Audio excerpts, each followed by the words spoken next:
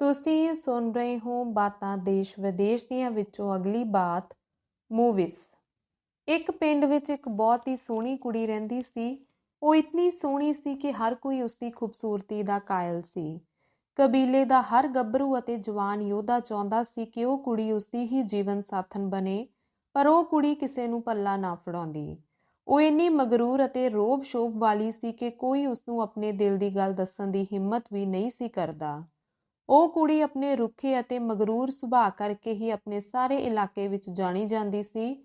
ਉਹ ਕਿਸੇ ਦੀ ਬੇਇੱਜ਼ਤੀ ਕਰਨ ਲੱਗਿਆਂ ਤਾਂ ਹੱਦ ਹੀ ਕਰ ਜਾਂਦੀ ਸੀ। ਇੱਕ ਨੌਜਵਾਨ ਉਸ ਕੁੜੀ ਨੂੰ ਬਹੁਤ ਪਿਆਰ ਕਰਦਾ ਸੀ। ਉਹ ਨੌਜਵਾਨ ਵੀ ਸਾਰੇ ਕਬੀਲੇ ਵਿੱਚ ਆਪਣੇ ਸੁਡੌਲ ਸਰੀਰ ਅਤੇ ਸੁੰਦਰ ਪੁਸ਼ਾਕ ਕਰਕੇ ਮਸ਼ਹੂਰ ਸੀ। ਉਸ ਦੀ ਆਪਣੇ ਕਬੀਲੇ ਵਿੱਚ ਬਹੁਤ ਇੱਜ਼ਤ ਸੀ। ਇੱਕ ਦਿਨ ਉਹ ਬੜੇ ਹੌਸਲੇ ਨਾਲ ਆਪਣੇ ਜਿਗਰੀ ਦੋਸਤ ਨੂੰ ਨਾਲ ਲੈ ਕੇ ਉਸ ਕੁੜੀ ਕੋਲ ਗਿਆ। ਉੱਥੇ ਕਬੀਲੇ ਦੇ ਹੋਰ ਵੀ ਬਹੁਤ ਸਾਰੇ ਲੋਕ ਖੜੇ ਸਨ। ਉੱਥੇ ਜਾ ਕੇ ਉਸਨੇ ਉਸ ਕੁੜੀ ਨੂੰ ਜਦੋਂ ਕਿਹਾ ਕਿ ਉਸ ਨੂੰ ਬਹੁਤ ਪਸੰਦ ਕਰਦਾ ਹੈ ਅਤੇ ਉਸ ਨਾਲ ਵਿਆਹ ਕਰਵਾਉਣਾ ਚਾਹੁੰਦਾ ਹੈ, ਤਾਂ ਉਸ ਕੁੜੀ ਨੇ ਉਸਦੀ ਇੱਕ ਨਾ ਸੁਣੀ। ਉਹ ਇੰਨੀ ਮਗਰੂਰ ਅਤੇ ਬੇਲਿਹਾਜ਼ ਸੀ ਕਿ ਉਸਨੇ ਸਾਰਿਆਂ ਦੇ ਸਾਹਮਣੇ ਹੀ ਉਹਨਾਂ ਦੋਹਾਂ ਦੀ ਬੇਇੱਜ਼ਤੀ ਕਰ ਦਿੱਤੀ, ਖਾਸ ਕਰਕੇ ਉਸ ਬਾਂਕੇ ਗੱਭਰੂ ਦੀ ਜੋ ਉਸਨੂੰ ਬਹੁਤ ਪਿਆਰ ਕਰਦਾ ਸੀ। ਉਹ ਗੱਭਰੂ ਉਸ ਕੁੜੀ ਦੇ ਇੰਨੇ ਜ਼ਿਆਦਾ ਰੁੱਖੇਪਣ ਤੋਂ ਬਹੁਤ ਹੀ ਸ਼ਰਮਿੰਦਾ ਅਤੇ ਉਦਾਸ ਹੋ ਗਿਆ। ਸਾਰਿਆਂ ਦੇ ਸਾਹਮਣੇ ਉਸਦੇ ਸਵੈ-ਮਾਨ ਨੂੰ ਡੂੰਘੀ ਸੱਟ ਵੱਜੀ। ਉਹ ਬਹੁਤ ਝੇਪ ਗਿਆ ਕਿਉਂਕਿ ਉਸ ਕੁੜੀ ਨੇ ਸਾਰਿਆਂ ਦੇ ਸਾਹਮਣੇ ਉਸਨੂੰ ਅਪਮਾਨਿਤ ਕੀਤਾ ਸੀ। ਇਸ ਘਟਨਾ ਦਾ ਚਰਚਾ ਸਾਰੇ ਕਬੀਲੇ ਵਿੱਚ ਹੋਣ ਲੱਗ ਪਿਆ। ਉਹ ਮੁੰਡਾ ਸਾਰਿਆਂ ਦੇ ਹਾਸੇ ਮਜ਼ਾਕ ਦਾ ਨਿਸ਼ਾਨਾ ਬਣ ਗਿਆ। ਉਹ ਬੜੀਆਂ ਹੀ ਕੋਮਲ ਅਤੇ ਸੂਖਮ ਭਾਵਨਾਵਾਂ ਵਾਲਾ ਨੌਜਵਾਨ ਸੀ। ਇਸ ਅਪਮਾਨ ਦਾ ਉਸਦੇ ਮਨ ਤੇ ਬਹੁਤ ਮਾੜਾ ਅਸਰ ਹੋਇਆ। ਉਸਨੇ ਬਾਹਰ ਨਿਕਲਣਾ ਬੰਦ ਕਰ ਦਿੱਤਾ। ਹਰ ਵੇਲੇ ਇਸੇ ਬਾਰੇ ਸੋਚਦਾ ਰਹਿੰਦਾ ਤੇ ਆਪਣੇ ਤੰਬੂ ਵਿੱਚ ਲੇਟਿਆ ਟਿਕਟਿਕੀ ਜਿਹੀ ਲਾ ਕੇ ਇੱਕ ਪਾਸੇ ਤੱਕਦਾ ਰਹਿੰਦਾ। ਉਸਨੇ ਕਈ ਦਿਨ ਕਿਸੇ ਨਾਲ ਵੀ ਕੋਈ ਗੱਲ ਸਾਂਝੀ ਨਾ ਕੀਤੀ, ਬਸ ਇਕਾਂਤ ਵਿੱਚ ਚੁੱਪਚਾਪ ਬੈਠਾ ਰਹਿੰਦਾ। ਉਸਨੂੰ ਖਾਣਾ ਪੀਣਾ ਵੀ ਵਿਸਰ ਗਿਆ। ਉਸਦੇ ਆਪਣਿਆਂ ਵਿੱਚੋਂ ਕਈ ਤਰ੍ਹਾਂ ਦੀਆਂ ਕੋਸ਼ਿਸ਼ਾਂ ਦੇ ਬਾਵਜੂਦ ਵੀ ਉਹ ਇਸ ਦਿਸ਼ਾ 'ਚੋਂ ਬਾਹਰ ਨਾ ਨਿਕਲ ਸਕਿਆ। ਹੁਣ ਮੌਸਮ ਬਦਲ ਗਿਆ। ਉਸ ਦੇ ਕਬੀਲੇ ਦੇ ਲੋਕਾਂ ਨੇ ਇਹ ਥਾਂ ਛੱਡ ਕੇ ਅਗਾਂਹ ਹੁਣ ਹੋਰ ਥਾਂ ਜਾਣਾ ਸੀ। ਇਸ ਨੌਜਵਾਨ ਨੇ ਵੀ ਉਹਨਾਂ ਦੇ ਨਾਲ ਹੀ ਜਾਣਾ ਸੀ, ਪਰ ਉਸਨੇ ਉਹਨਾਂ ਦੇ ਨਾਲ ਜਾਣ ਤੋਂ ਵੀ ਸਾਫ਼ ਇਨਕਾਰ ਕਰ ਦਿੱਤਾ। ਕਬੀਲੇ ਨੂੰ ਤਾਂ ਜਾਣਾ ਹੀ ਪੈਣਾ ਸੀ ਕਿਉਂਕਿ ਇਸ ਥਾਂ ਤੇ ਉਹਨਾਂ ਦਾ ਸਰਦ ਰੁੱਤ ਦਾ ਪੜਾਅ ਸੀ ਤੇ ਹੁਣ ਬਸੰਤ ਰੁੱਤ ਦਾ ਪੜਾਅ ਅਗਾਂਹ ਕਿਸੇ ਹੋਰ ਥਾਂ ਹੋਣਾ ਸੀ। ਉਹ ਨੌਜਵਾਨ ਇਹ ਥਾਂ ਛੱਡ ਕੇ ਜਾਣ ਲਈ ਨਾ ਹੀ ਮੰਨਿਆ। ਹਾਰ ਕੇ ਉਹ ਸਾਰੇ ਉਸਨੂੰ ਉੱਥੇ ਹੀ ਛੱਡ ਕੇ ਚਲੇ ਗਏ। ਉਸ ਦੇ ਜਿਗਰੀ ਦੋਸਤ ਨੂੰ ਵੀ ਕਬੀਲੇ ਦੇ ਨਾਲ ਜਾਣਾ ਪਿਆ, ਪਰ ਜਾਣ ਤੋਂ ਪਹਿਲਾਂ ਉਹ ਆਪਣੇ ਦੋਸਤ ਨੂੰ ਆਪਣੀਆਂ ਸਾਰੀਆਂ ਜਾਦੂਈ ਸ਼ਕਤੀਆਂ ਅਤੇ ਕਾਲਾ ਇਲਮ ਦੇ ਗਿਆ ਤੇ ਕਹਿ ਗਿਆ ਕਿ ਉਹ ਇਹਨਾਂ ਸ਼ਕਤੀਆਂ ਨਾਲ ਉਸ ਮਗਰੂਰ ਕੁੜੀ ਨੂੰ ਚੰਗਾ ਸਬਕ ਸਿਖਾਵੇ ਜਿਸ ਨੇ ਉਸ ਨੂੰ ਇੰਨਾ ਦੁੱਖ ਦਿੱਤਾ ਹੈ, ਸਾਰਿਆਂ ਦੇ ਸਾਹਮਣੇ ਇੰਨਾ ਜਲੀਲ ਕੀਤਾ ਹੈ। ਉਸ ਕੁੜੀ ਨੇ ਕਬੀਲੇ ਦੇ ਹੋਰ ਨੌਜਵਾਨਾਂ ਨੂੰ ਵੀ ਕਈ ਵਾਰ ਜਲੀਲ ਕੀਤਾ ਸੀ। ਕਬੀਲੇ ਦੇ ਚਲੇ ਜਾਣ ਤੋਂ ਬਾਅਦ ਉਹ ਨੌਜਵਾਨ ਹਿੰਮਤ ਕਰਕੇ ਉੱਠਿਆ ਅਤੇ ਇਕੱਲੇ ਹੀ ਉਸ ਕੁੜੀ ਤੋਂ ਸਾਰਿਆਂ ਦੀ ਬੇਇੱਜ਼ਤੀ ਦਾ ਬਦਲਾ ਲੈਣ ਦੀ ਠਾਣ ਲਈ। ਬਦਲਾ ਲੈਣ ਲਈ ਉਸਨੇ ਬੜਾ ਹੀ ਅਨੋਖਾ ਤਰੀਕਾ ਅਪਣਾਇਆ। ਸਭ ਤੋਂ ਪਹਿਲਾਂ ਉਸਨੇ ਆਸ-ਪਾਸ ਦੀ ਵੀਰਾਨ ਹੋ ਚੁੱਕੀ ਜਗ੍ਹਾ ਦਾ ਚੱਕਰ ਲਾਇਆ।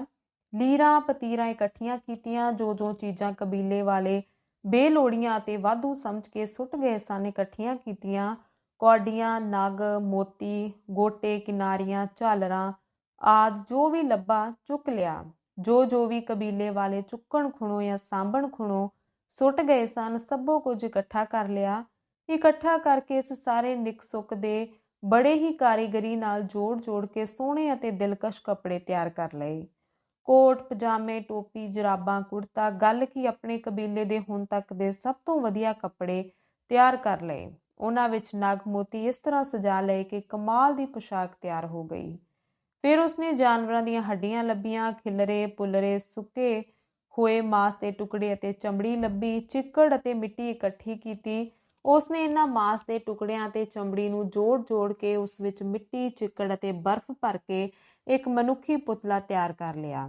ਉਸਨੇ ਜੋ ਸੁੰਦਰ ਪੁਸ਼ਾਕ ਬਣਾਈ ਸੀ ਉਸ ਪੁਤਲੇ ਨੂੰ ਪਹਿਨਾ ਦਿੱਤੀ। ਹੁਣ ਉਹ ਇੱਕ ਬਾਂਕਾ ਗੱਭਰੂ ਲੱਗ ਰਿਹਾ ਸੀ। ਉਸਦੇ ਹੱਥਾਂ ਵਿੱਚ ਤਰਕਸ਼ ਅਤੇ ਤੀਰ ਕਮਾਨ ਫੜਾ ਦਿੱਤੇ। ਉਸਦੇ ਸਿਰ ਤੇ ਬਹੁਤ ਖੂਬਸੂਰਤ ਖੰਭ ਸਜਾ ਦਿੱਤੇ। ਫਿਰ ਕਾਲੇ ਇਲਮ ਦੇ ਜਾਦੂ ਨਾਲ ਉਸ ਪੁਤਲੇ ਵਿੱਚ ਜਾਨ ਪਾ ਦਿੱਤੀ ਅਤੇ ਉਸਦਾ ਨਾਂ ਰੱਖ ਦਿੱਤਾ ਮੂਵਿਸ। ਉਸ ਨੌਜਵਾਨ ਨੇ ਮੂਵਿਸ ਨੂੰ ਕਿਹਾ, ਮੂਵਿਸ ਹੁਣ ਤੂੰ ਉਹੀ ਕਰੇਗਾ ਜੋ ਤੈਨੂੰ ਮੈਂ ਕਹਾਂਗਾ, ਉੱਥੇ ਹੀ ਜਾਵੇਂਗਾ ਜਿੱਥੇ ਤੈਨੂੰ ਮੈਂ ਘੱਲਾਂਗਾ। ਮੂਵਿਸ ਨੇ ਹਾਂ ਵਿੱਚ ਸਿਰ ਹਿਲਾਇਆ। ਮੂਵਿਸ ਵੇਖਣ ਨੂੰ ਵੀ ਬਹੁਤ ਅਲੌਕਿਕ ਲੱਗਦਾ ਸੀ।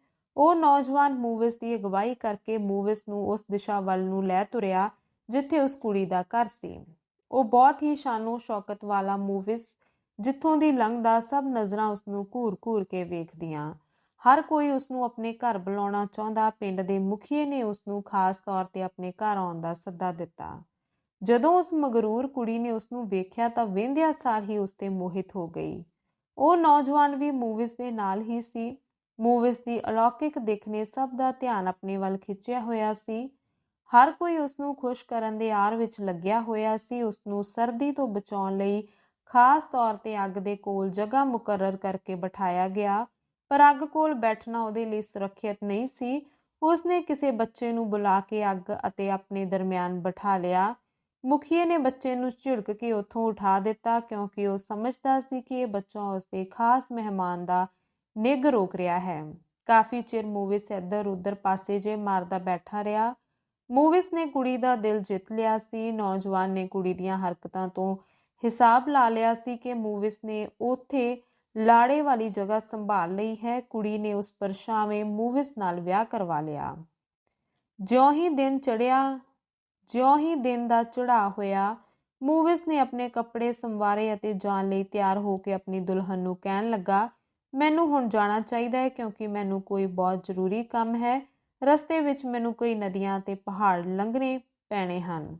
ਮੈਂ ਵੀ ਤੇਰੇ ਨਾਲ ਹੀ ਜਾਵਾਂਗੀ। ਮਗਰੂਰ ਸੁੰਦਰੀ ਨੇ ਕਿਹਾ, ਪੈਂਡਾ ਬਹੁਤ ਲੰਮਾ ਹੈ, ਤੂੰ ਬਿਮਾਰ ਵੀ ਜਾਪਦੀ ਹੈ ਤੇ ਇੱਥੋਂ ਤੁਰਿਆ ਨਹੀਂ ਜਾਣਾ। ਮੂਵਿਸ ਨੇ ਕਿਹਾ, ਮੈਂ ਠੀਕ ਹਾਂ ਅਤੇ ਪੈਂਡਾ ਇੰਨਾ ਵੀ ਲੰਮਾ ਨਹੀਂ। ਮੈਂ ਹਰ ਖਤਰਾ ਮੁੱਲ ਲੈਣ ਨੂੰ ਤਿਆਰ ਹਾਂ। ਮੈਂ ਕਿਸੇ ਕਿਸਮ ਦੀ ਕੋਈ ਸ਼ਿਕਾਇਤ ਨਹੀਂ ਕਰਾਂਗੀ, ਪਰ ਮੈਂ ਵੀ ਤੇਰੇ ਨਾਲ ਜਾਵਾਂਗੀ ਜ਼ਰੂਰ, ਪਤਨੀ ਨੇ ਕਿਹਾ। ਮੂਵਿਸ ਆਪਣੇ ਮਾਲਕ ਦੇ ਤੰਬੂ ਵੱਲ ਤੁਰ ਪਿਆ। ਉਸ ਨੂੰ ਜਾ ਕੇ ਉਹ ਸਭ ਕੁਝ ਦੱਸਿਆ ਜੋ ਉਸ ਨਾਲ ਵਾਪਰਿਆ ਸੀ। ਇੱਕ ਪਲ ਲਈ ਤਾਂ ਉਸ ਨੌਜਵਾਨ ਨੂੰ ਇਹ ਵੀ ਖਿਆਲ ਆਇਆ ਕਿ ਜਿਸ ਕੁੜੀ ਤੋਂ ਮੈਂ ਜਾਨ ਵਾਰਦਾ ਸੀ ਉਸਨੂੰ ਕਿਉਂ ਮੈਂ ਇੱਕ ਪਰਛਾਵੇਂ ਦੇ ਲੜ ਲਾ ਦਿੱਤਾ ਹੈ, ਜਦੋਂ ਕਿ ਉਹ ਇੱਕ ਕਬੀਲੇ ਦੇ ਸਰਦਾਰ ਦੀ ਪਤਨੀ ਬਣ ਸਕਦੀ ਸੀ। ਫਿਰ ਉਸਨੂੰ ਆਪੇ ਹੀ ਖਿਆਲ ਆਇਆ ਕਿ ਇਹ ਉਸ ਕੁੜੀ ਦੀ ਆਪਣੀ ਗਲਤੀ ਹੈ, ਹੁਣ ਸਜ਼ਾ ਭੁਗਤੇ। ਉਸੇ ਸਵੇਰ ਮੂਵਿਸ ਤੁਰ ਪਿਆ। ਕੁਝ ਫਾਸਲੇ ਤੇ ਉਸਦੀ ਪਤਨੀ ਵੀ ਪਿੱਛੇ ਪਿੱਛੇ ਤੁਰ ਪਈ।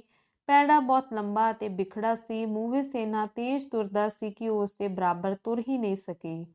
ਤੁਰਦਿਆਂ ਤੁਰਦਿਆਂ ਜਦ ਸੂਰਜ ਚੜ੍ਹਿਆ ਤਾਂ ਮੂਵਿਸ ਦੀ ਬਰਫੀਲੀ ਕਾਇਆ ਸੂਰਜ ਦੀਆਂ ਕਿਰਨਾਂ ਨਾਲ ਹੋਰ ਹੀ ਤਰ੍ਹਾਂ ਦੀ ਹੋਈ ਜਾਵੇ। ਜਿਉਂ-ਜਿਉਂ ਸੂਰਜ ਦਾ ਸੇਕ ਵੱਧਦਾ ਜਾਵੇ ਉਸਦੀ ਕਾਇਆ ਪਿਘਲਦੀ ਹੀ ਜਾਵੇ, ਫਿਰ ਟੁਕੜੇ-ਟੁਕੜੇ ਹੋ ਕੇ ਖਿਲਰਨੀ ਸ਼ੁਰੂ ਹੋ ਗਈ। ਪਿੱਛੇ ਜਿਉਂ-ਜਿਉਂ ਉਸਦੀ ਪਤਨੀ ਉਸਦੀਆਂ ਪੈੜਾਂ ਨੱਪਦੀ ਤੁਰਦੀ ਗਈ, ਉਸਨੂੰ ਉਸਦੇ ਕੱਪੜਿਆਂ ਦੇ ਟੁਕੜੇ ਮਿਲਣੇ ਸ਼ੁਰੂ ਹੋ ਗਏ। ਪਹਿਲਾਂ ਉਸਨੂੰ ਉਸਦੇ ਦਸਤਾਨੇ ਲੱਭੇ, ਫਿਰ ਹਿਰਨ ਦੀ ਖੱਲ ਵਾਲੇ ਬੂਟ ਲੱਭੇ, ਫਿਰ ਜੁਰਾਬਾਂ ਲੱਭੀਆਂ, ਫਿਰ ਉਸਦਾ ਕੋਟ ਲੱਭਾ ਤੇ ਉਸ ਤੋਂ ਬਾਅਦ ਵਾਰੀ-ਵਾਰੀ ਉਸਦੀ ਪੋਸ਼ਾਕ ਦੇ ਬਾਕੀ ਸਾਰੇ ਹਿੱਸੇ ਲੱਭਦੇ ਗਏ। ਧੁੱਪ ਅਤੇ ਗਰਮੀ ਨਾਲ ਉਸਦੇ ਆਪਣੇ ਕੱਪੜੇ ਵੀ ਮੁੱਚੜ ਗਏ ਸਨ। ਉਹ ਸੁੰਦਰੀ ਉਹਦੇ ਪਿੱਛੇ-ਪਿੱਛੇ ਉਸਦੇ ਕੱਪੜਿਆਂ ਦੇ ਟੁਕੜੇ ਸਾਂਭਦੀ ਹੋਈ ਉੱਗੜ ਦੁਗੜੇ ਰਾਹਾਂ, ਚਟਾਨਾਂ, ਪੱਥਰਾਂ ਅਤੇ ਤਿਲਕਣਾਂ ਚੋਂ ਲੰਘਦੀ ਹੋਈ ਆਪਣੇ ਪਤੀ ਨੂੰ ਲੱਭਦੀ ਭਟਕਦੀ ਫਿਰ ਰਹੀ ਸੀ। ਉਸਨੂੰ ਰਾਹ ਵਿੱਚ ਖੰਭ, ਮੋਤੀ, ਘੋਗੇ, ਸਿੱਪੀਆਂ, ਰਿਬਨ, ਜੋ ਕੁਝ ਵੀ ਉਸਦੇ ਕੱਪੜਿਆਂ ਵਿੱਚ ਜੜਿਆ ਜਾਂ ਮੜਿਆ ਹੋਇਆ ਸੀ, ਸਭੋ ਕੁਝ ਮਿਲ ਗਿਆ। ਹੱਡੀਆਂ, ਪਿੰਜਰ, ਚਮੜਾ ਆਦਿ ਜੋ ਉਸਦੇ ਪਤੀ ਦਾ ਹੀ ਸੀ, ਸਭ ਕੁਝ ਲੱਭ ਗਿਆ, ਪਰ ਉਸਨੂੰ ਉਸਦਾ ਪਤੀ ਮੂਵਿਸ ਨਾ ਲੱਭਾ। ਹੁਣ ਤਾਂ ਸਾਰੀ ਬਰਫ਼ ਵੀ ਪਿਘਲ ਗਈ ਸੀ। ਹੁਣ ਉਹ ਅਣਜਾਣੀਆਂ ਰਾਹਾਂ ਵਿੱਚ ਬੁਰੀ ਤਰ੍ਹਾਂ ਗੁਆਚ ਗਈ ਸੀ। ਕੋਈ ਪਤਾ ਨਹੀਂ ਉਹ ਕਿੱਥੇ ਹੈ ਤੇ ਕਿੱਧਰ ਨੂੰ ਜਾ ਰਹੀ ਹੈ। ਹੁਣ ਉਹ ਆਪਣੀ ਕਿਸਮਤ ਨੂੰ ਧਾਹਾਂ ਮਾਰ-ਮਾਰ ਕੇ ਰੋ ਰਹੀ ਸੀ। ਮੂਵਿਸ, ਉਹ ਵੈਣ ਪਾ ਕੇ ਰੋਈ, ਮੂਵਿਸ, ਮੂਵਿਸ, ਤੂੰ ਮੈਨੂੰ ਕੁਰਾਹੇ ਪਾਇਆ।